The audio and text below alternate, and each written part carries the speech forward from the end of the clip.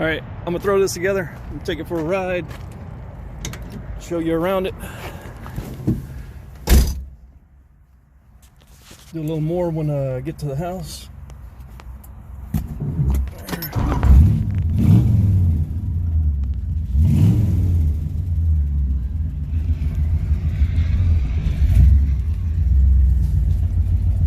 Video may get a little sketchy. Holding the camera in one hand and trying to shift 3-speed.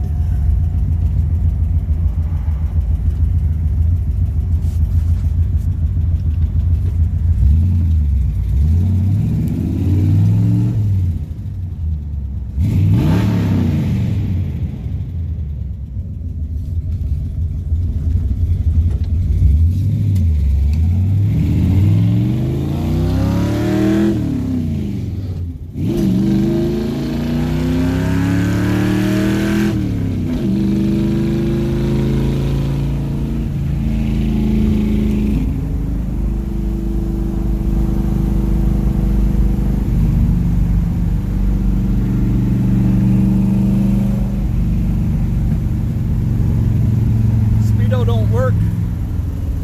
Plenty of oil pressure. That tip gauge doesn't work. I think it's just the wiring on that because I changed the sending unit. The one on the dash seems to work, but I think it's just wired. I think it's the wires just got mixed up. I don't know. I'll figure that out.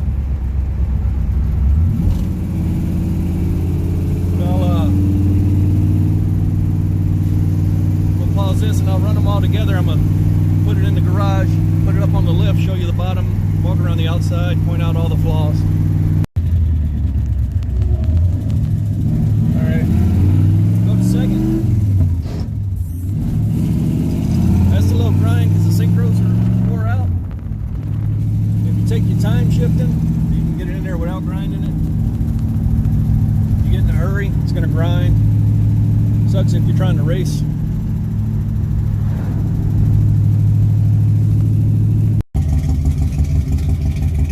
All right, here we go. See inside. Not sure how well you can see. It's getting kind of dark. Get the flashlight out. So, that's just the horn button so it would pass inspection. 3-speed manual. Water gauge. I think the wiring's not hooked up right. Oil pressure, good. Big tack. Speedo don't work. Fuel gauge works. Alternator gauge works.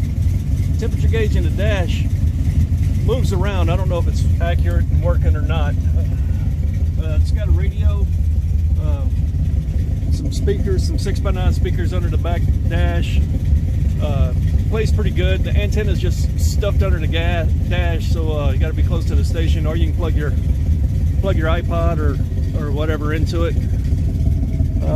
Headliner, it's got a bad seam. Other than that, it's in good shape. I do have a new headliner that comes with it. It's in the box. I didn't want to install it.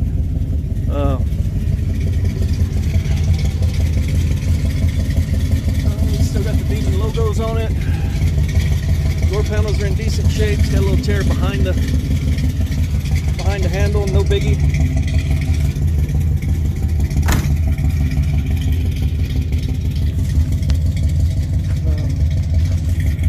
Backed up here.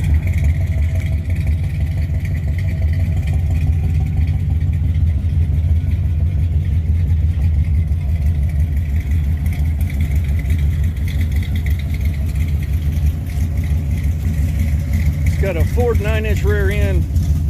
It's got Ford pattern lugs on the back. The original Dodge on the front. Those are just steel wheels in the back. The front is some centerline mags that were just painted black so they look like the steels, just so they'd match. Got the Demon logos. 3-inch exhaust. Get on the lift, we'll see some more of that. Does got an exhaust leak in the header. I banged the header on the step going into the garage. But move the old truck out of the way and I'll put it on the lift, show you the bottom. All right, here we go. I put it up on the lift. The whole engine is pushed forward. That is not good. That means that the rear end shoved it all forward. So we'll take a look underneath. This is the shifter shift. No. It goes into Nice forward. and straight. I think when it hit the pole, it knocked the rear end crooked, it shoved the drive shaft up into the train, This shoved the side. train into the motor, everything. Okay, so The shifter's no good. relatively new fuel tank. Not the case. Big Ford 9-inch rear end. Here's what's going on. This is a 1968 Plymouth Roadrunner. So let's see what kind of gears it's got. We'll put a piece of tape right here. A piece of tape right here. All right. We can't give up until this thing is doing burn. There we go. 1, 2, 3. Where you at? 3 and a little past halfways. Was that like 373 or something? Probably. I don't know. Not really sure if I'm doing that right or not. Anyway, back here it's pretty solid underneath.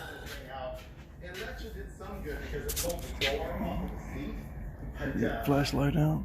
It's got drum brakes all the way around. Bumper's fiberglass. Front bumper also.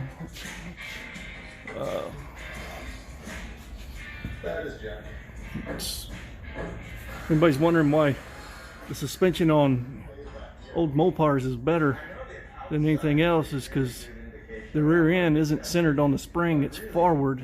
That way you don't need traction bars. Little trivia. Alright, I've been driving in the rain, so it's got a little mud in here. I need to clean that out before it starts rusting. That's how they rust. Underneath the back seat floor pans look pretty good. Driver's seat is right here. Don't look bad. Passenger seat has a hole in the floor pan. It was repaired. It's got some fiberglass and a plate on it from the top. It was riveted in. Not a very good repair. It needs to be cut out and replaced. That's not a terribly difficult job, but that's the only spot that's got any rust on this thing, is that floor pan right there.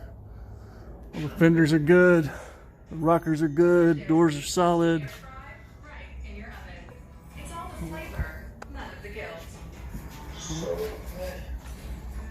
Alright, let's get under here. There's that 3-speed manual transmission. 318 with 340 heads. Headers. Not a lot of room in there. Those headers take up all the room. Especially on this side. If you want to take the header out, you got to take all the steering apart. It's manual steering, all the original stuff. Nothing fancy, but you know, everything's been gone through. All the bushing's been changed, all the, you know, all the parts. It was stripped down pretty bare and redone.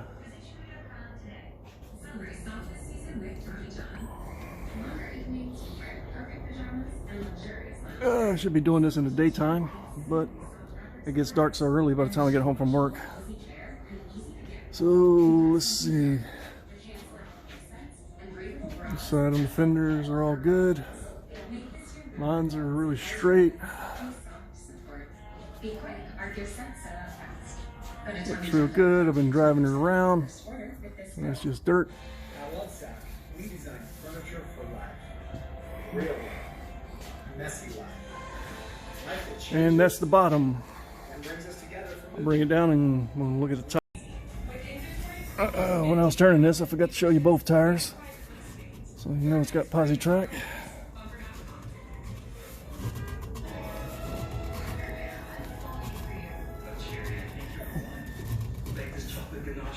Yeah, we'll spin the tires later. Prove that. Show you the two black marks. All right, looking at the top again. We're in the shop now, and it's inside. Get the keys. We'll look in the trunk. Oh, I never roll the windows up, and I tried to roll it up today, and this is a new problem she's having. Is when it gets about right here and gets stuck. I haven't looked in there to see what's up. I think it just needs to be adjusted, but shouldn't be too hard. Fix that. Let's see. that didn't work, and so we're gonna have to free up this tire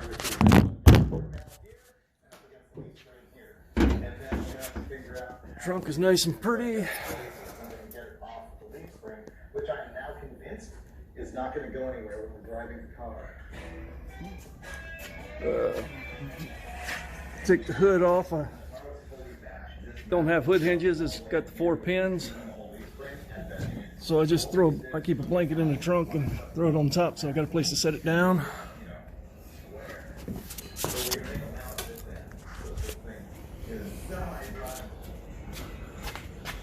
I need one of those camera sticks, I guess. I'll make one of my kids hold this camera. So I'll do this with 2 hands instead of 1.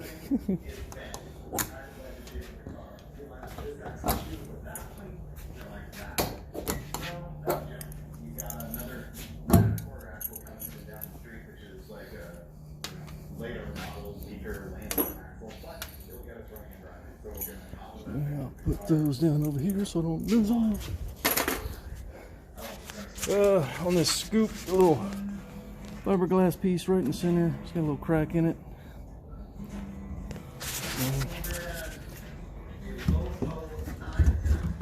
Oh, almost forgot. It's also got a little quarter turn right there that you gotta turn or you can't get the hood open. So I keep a screwdriver in here to do that with. But I always forget until I start trying to pick up on it. There we go. Yeah, nice light fiberglass hood. You can pick it up with 1 hand. I would suggest 2, but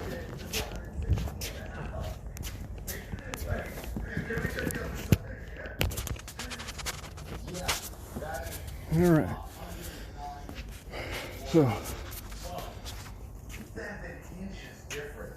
that's the old 318 with 340 heads. It's got the old sticker for the what would have came on it when it was new. On the, it's got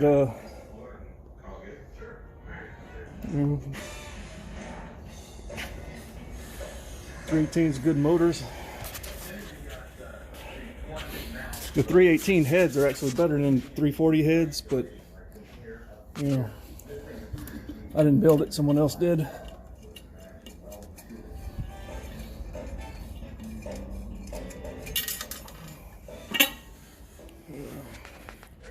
It's a carburetor, DFT.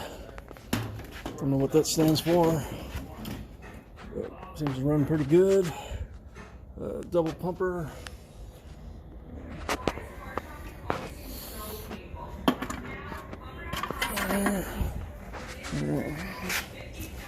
But that's it.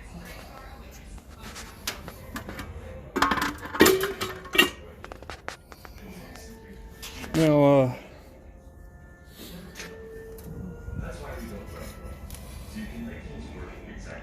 with the 340 heads on a 318, from what I've been watching on YouTube and reading online, is They're less desirable than the 318 heads on the 318 because it's already a low compression motor, and when you put 340 heads on it, if you don't change the pistons, you have a really low compression motor. The guy that built it told me it's got 9-to-1 compression, which means he must have put different pistons in it to get that compression up to 9-to-1 based on what it probably started out as. But it's got a nice Edelbrock intake, but it is peppy. It a scoot. The transmission is the 3-speed manual. The synchros are wore out in second gear, so it grinds. If you're trying to shift too fast, you got to match the speed kind of thing, or double clutch it, or But if you're just taking your time and shifting, not trying to get on it and race it into second, it goes right in. So it's not terrible. It's still drivable. It's I priced a 4-speed transmission for it, and with new clutch and new shifter and everything you need to change it, and it was right around $2,500 for freshly rebuilt from a hot rod shop transmission. A guy that only works on Mopar transmissions, so I know it'd be a good one. You'd find a used one for a lot less than that. This one's used, but it's freshly rebuilt by a professional. And so I was going to do that, but I need to make room for a different project, so I'm thinking about selling it. Haven't 100% made up my mind. I like it. My son wants a first-gen Camaro, so really like to find somebody willing to trade a Project Camaro or something for it. But if somebody wants to offer me the right amount of cash, I'll let it go, because my shop's getting crowded and I got 2 more I want to stuff in here, so that's what it is.